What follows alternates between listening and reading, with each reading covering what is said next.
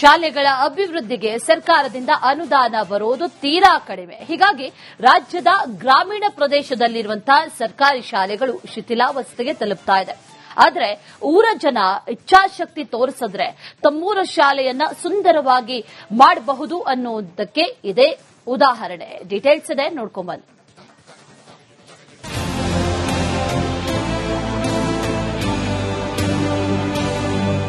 ಶಾಲೆಯ ಮುಂದೆ ನಳನಳಿಸುತ್ತಿರುವ ಹೂವಿನ ತೋಟ, ಇಡೀ ಆವರಣ ಹಸಿರುಮಯ. ಕೊಠಡಿಯ ಅಚ್ಚುಕಟ್ಟಾದ ನೆಲದ ಮೇಲೆ ಕುಳಿತುಕೊಂಡು ಮಕ್ಕಳ ವಿದ್ಯಾಭ್ಯಾಸ. ಇದು ಉತ್ತರ ಕನ್ನಡ ಜಿಲ್ಲೆಯ ಹಳಿಯಾಳ ತಾಲೂಕಿನ ಭಾಗವತಿ ಗ್ರಾಮ ಪಂಚಾಯತ್ ವ್ಯಾಪ್ತಿಯ ಶಾಲೆಗಳ ದೃಶ್ಯ.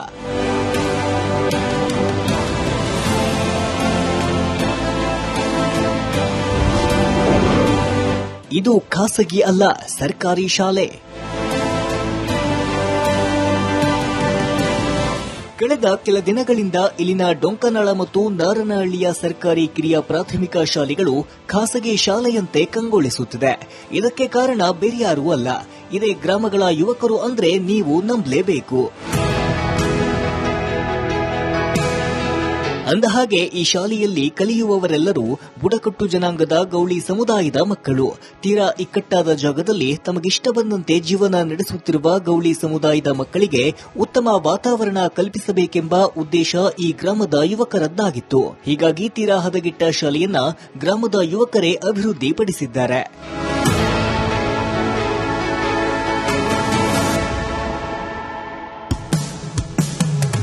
ಸರ್ಕಾರದಿಂದ ಅನುದಾನ ಸಿಕ್ಕಿಲ್ಲ ಅಂತ ಯುವಕರು ಸುಮ್ಮನೆ ಕೂರಲಿಲ್ಲ. ಊರಿನ ಗೌಳಿ ಸಮುದಾಯದ ಗೆಳೆಯರೆಲ್ಲ ಸೇರಿ ಹಣ ಹೊಂದಿಸಿದ್ರು. ಶಾಲೆಯ ಕಾಂಪೌಂಡ್ ಆವರಣದಲ್ಲಿ ಕಾಂಕ್ರೀಟ್, ಇಂಟರ್ಲಾಕ್, ಧ್ವಜಕಟ್ಟೆ ಹೀಗೆ ಸಾಕಷ್ಟು ಕೆಲಸ ಮಾಡಿ ಶಾಲೆಯ ಸೌಂದರ್ಯವನ್ನ ಹೆಚ್ಚಿಸಿದ್ರು. 2022 ಜನವರಿಲಿ ಈ ಶಾಲೆಗೆ ಬಂದೆ. ಆದ್ರೆ ಅವಾಗ ಈ ಶಾಲೆ ಒಂದ್ ಸ್ವಲ್ಪ ಹಾಳು ಬಿದ್ದ ಶಾಲೆ ತರ ಇತ್ತು. ಸೌಂದರ್ಯನೇ ಇರ್ಲಿಲ್ಲ ಈ ಶಾಲೆಗೆ. ಮಕ್ಕಳಿಗೆ ಆಕರ್ಷಣೀಯವಾಗಿ ಶಾಲೆ ಕಾಣಿಸ್ಲಿಲ್ಲ. ನನಗೆ ಬಹಳ ನೋವಾಯ್ತು, ಈ ಶಾಲೆ ಈ ತರ ಇದೆ ಅಲ್ಲ ಅಂತ ಹೇಳಿ. ಎಲ್ಲದೂ ಇದ್ದಲ್ಲಿ ಬಂದು ಮಾಡುವುದಕ್ಕಿಂತ ಏನು ಇಲ್ಲದಲ್ಲಿ ಎಲ್ಲವನ್ನು ಸೃಷ್ಟಿಸುವುದು ಒಂದು ನಾವು ಮಾಡುವಂತಹ ಕರ್ತವ್ಯದಲ್ಲಿ ಒಂದು ಅಂತ ನನಗೆ ಅನಿಸ್ತು. ಅವಾಗ ನಾನು ಯಾರ ಸಹಕಾರವನ್ನ ತಗೊಳ್ಳುದು? ಈ ಒಂದು ಇಲಾಖೆಯಿಂದ ನಮ್ಗೆ ಶಾಲೆಯನ್ನು ಅಭಿವೃದ್ಧಿ ಮಾಡ್ಲಿಕ್ಕೆ ಅನುದಾನ ಬರ್ತದೆ. ಆದ್ರೆ ಈ ರೀತಿಯಲ್ಲಿ ಒಂದು ಐತಿಹಾಸಿಕವಾಗಿ ನಿರ್ಮಾಣ ಅನ್ಬಹುದು. ಇದು ನಮ್ಮ ಶಾಲೆಯಲ್ಲಿ ಈಗ ಏನಾಗಿದೆ ಅಭಿವೃದ್ಧಿ ಅದು. ಹೈನುಗಾರಿಕೆಯೇ ಕಸುಬಾಗಿಸಿಕೊಂಡಿರೋ ಬುಡಕಟ್ಟು ಗೌಳಿ ಸಮುದಾಯದವರು ಶಿಕ್ಷಣದಿಂದ ದೂರ. ಹಾಗಂತ ಇಂದಿನ ಮಕ್ಕಳು ಶಿಕ್ಷಣದಿಂದ ವಂಚಿತರಾಗಬಾರದು ಅಂತ ಗ್ರಾಮದ ಯುವಕರು ಪಣ ತೊಟ್ಟಿದ್ದಾರೆ. ಸರ್ಕಾರಿ ಶಾಲೆಗಳನ್ನ ಯಾವ ಖಾಸಗಿ ಶಾಲೆಗಳಿಗೂ ಕಮ್ಮಿ ಇಲ್ಲ ಎನ್ನುವಂತೆ ಕಂಗೊಳಿಸುವಂತೆ ಮಾಡಿದ್ದಾರೆ. ಮೊದಲೆಲ್ಲ ನಮ್ಮ ಶಾಲೆ ಯಾವ ಮಟ್ಟಕ್ಕಿತ್ತು ಅಂತ ಹೇಳಿ ನಾವೆಲ್ಲ ನೋಡಿದ್ವಿ. ಈಗ ನಮ್ಮ SDMC ಕಮಿಟಿ ಚೇಂಜ್ ಆದಾಗಿಂತ ಹೊಸ ಅಧ್ಯಕ್ಷ ಮಾಡಿದ ನಂತರನೇ ಶಾಲೆ ಒಂದು ಹಂತಕ್ಕೆ ಬಂದು ತಲುಪಿದೆ. ನಮ್ಮ ಈ ಹಂತಕ್ಕೆ ತಲುಪಲಿಕ್ಕೆ ಕಾರಣ ಆಗಿರುವಂತ ನಮ್ಮ ಊರ ಹಿರಿಯರು ಹಾಗೂ ನಮ್ಮ SDMC ಕಮಿಟಿ ಮತ್ತು ನಮ್ಮ ಶಿಕ್ಷಕಿಯರು ಮತ್ತು ನಮ್ಮ ಊರ ಹಿರಿಯರು ಕೂಡ ಇವರೆಲ್ಲ ಇದಕ್ಕೆಲ್ಲ ಸಪೋರ್ಟ್ ಮಾಡಿದ್ದಾರೆ. ಮತ್ತೆ ಹಿಂಗೆ ಮುಂದೆ ಇನ್ನಷ್ಟು ಕೆಲಸಗಳು ಬಾಕಿ ಇದಾವೆ, ಅವೆಲ್ಲ ಆಗ್ಬೇಕಂತ ಹೇಳಿ ನಮ್ದು ಒಂದು SDMC ಕಮಿಟಿಯ ಒಂದು ಅಭಿಪ್ರಾಯ ಇದೆ. ಉತ್ತರ ಕನ್ನಡ ಜಿಲ್ಲೆಯಲ್ಲಿ ಸಾಕಷ್ಟು ಶಾಲೆಗಳು ಸೂಕ್ತ ನಿರ್ವಹಣೆ ಇಲ್ಲದೆ ಸೊರಗುತ್ತಿದೆ. ಅಂಥದ್ರಲ್ಲಿ ಗೌಳಿ ಸಮುದಾಯದ ನಾಗರಿಕರು ತಮ್ಮೂರ ಶಾಲೆಗಳ ಅಭಿವೃದ್ಧಿಗೆ ಮುಂದಾಗಿರುವುದು ನಿಜಕ್ಕೂ ಶ್ಲಾಘನೀಯ. ಶೇಷಗಿರಿ ಮುಂಡಳ್ಳಿ, ರಿಪಬ್ಲಿಕ್ ಕನ್ನಡ, ಕಾರವಾರ. ಶಾಲೆಗಳ ಅಭಿವೃದ್ಧಿಗೆ ಸರ್ಕಾರದಿಂದ ಅನುದಾನ ಬರೋದು ತೀರಾ ಕಡಿಮೆ. ಹೀಗಾಗಿ ರಾಜ್ಯದ ಗ್ರಾಮೀಣ ಪ್ರದೇಶದಲ್ಲಿರುವಂತಹ ಸರ್ಕಾರಿ ಶಾಲೆಗಳು ಶಿಥಿಲಾವಸ್ಥೆಗೆ ತಲುಪ್ತಾ ಇದೆ. ಆದರೆ ಊರ ಜನ ಇಚ್ಛಾಶಕ್ತಿ ತೋರಿಸಿದ್ರೆ ತಮ್ಮೂರ ಶಾಲೆಯನ್ನ ಸುಂದರವಾಗಿ ಮಾಡಬಹುದು ಅನ್ನೋದಕ್ಕೆ ಇದೇ ಉದಾಹರಣೆ. ಡೀಟೇಲ್ಸ್ ಇದೆ, ನೋಡ್ಕೊಂಬನ್ನಿ.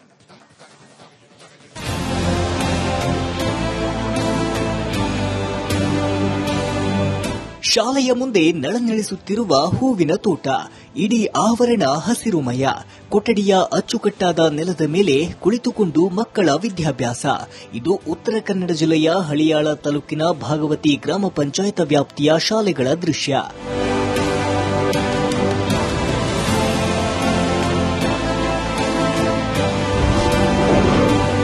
ಇದು ಖಾಸಗಿ ಅಲ್ಲ, ಸರ್ಕಾರಿ ಶಾಲೆ. ಕಳೆದ ಕೆಲ ದಿನಗಳಿಂದ ಇಲ್ಲಿನ ಡೊಂಕನಾಳ ಮತ್ತು ನಾರನಹಳ್ಳಿಯ ಸರ್ಕಾರಿ ಕಿರಿಯ ಪ್ರಾಥಮಿಕ ಶಾಲೆಗಳು ಖಾಸಗಿ ಶಾಲೆಯಂತೆ ಕಂಗೊಳಿಸುತ್ತಿದೆ. ಇದಕ್ಕೆ ಕಾರಣ ಬೇರ್ಯಾರೂ ಅಲ್ಲ, ಇದೇ ಗ್ರಾಮಗಳ ಯುವಕರು ಅಂದ್ರೆ ನೀವು ನಂಬಲೇಬೇಕು. ಅಂದಹಾಗೆ ಈ ಶಾಲೆಯಲ್ಲಿ ಕಲಿಯುವವರೆಲ್ಲರೂ ಬುಡಕಟ್ಟು ಜನಾಂಗದ ಗೌಳಿ ಸಮುದಾಯದ ಮಕ್ಕಳು.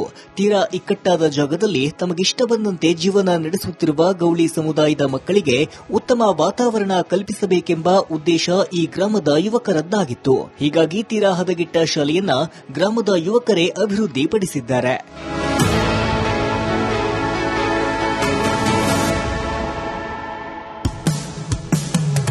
ಸರ್ಕಾರದಿಂದ ಅನುದಾನ ಸಿಕ್ಕಿಲ್ಲ ಅಂತ ಯುವಕರು ಸುಮ್ಮನೆ ಕೂರಲಿಲ್ಲ. ಊರಿನ ಗೌಳಿ ಸಮುದಾಯದ ಗೆಳೆಯರೆಲ್ಲ ಸೇರಿ ಹಣ ಹೊಂದಿಸಿದ್ರು.